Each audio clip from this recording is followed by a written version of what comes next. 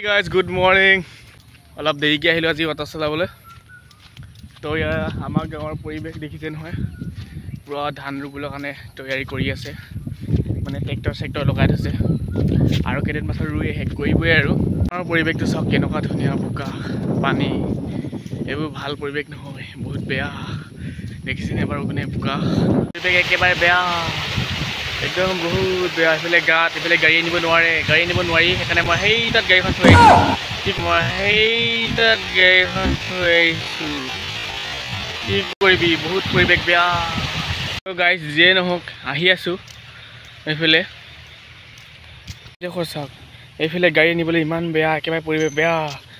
চাওক এইফালে যদি মই গাড়ী আনো ডাইৰেক্ট আহি এই খালত পৰি যাব, দেখিছেনে? ডাইৰেক্ট খালত। আমাৰ মামাই আকৌ ভাল কথা কৈ ৰাস্তা পদূলি পূৰা চব ক্লিয়াৰ কৰিম বুলি। এতিয়া চাওক এইফালৰ পৰা যদি মই গাড়ী এখন আনি দিম ডাইৰেক্ট খালত, দেখিছেনে বাৰু? এয়া পাইপ দেখিছে, পাইপ এইফালে গাঁত এটা, এইখিনি গাঁত এটা, এইটো গাঁত দেখিছে নহয় বাৰু? একেবাৰে ইয়াত যদি কেনেবাকৈ মানুহ এটা সোমাই যায় ডাইৰেক্ট যেনিবা পানীৰ তলত পৰিবগৈ আৰু।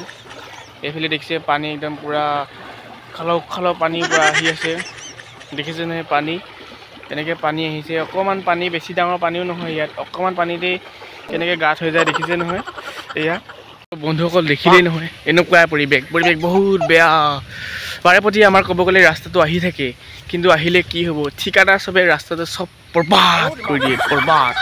তো সেইকাৰণে মই কি ক'ম আৰু, এইটোৱে মোৰ অনুৰোধ যাতে হেমন্ত মামাই এই ভিডিঅ'টো পায়, যাতে আমাৰ গাঁৱৰ ৰাস্তাটো অকণমান ভাল কৰি দিয়ে। জয় শ্ৰীকৃষ্ণ সেইবুলি কয় আৰু নমস্কাৰ, ইমানতে ভিডিঅ'টো সামৰণি। Bye, tata, good bye, see you টুমৰডে।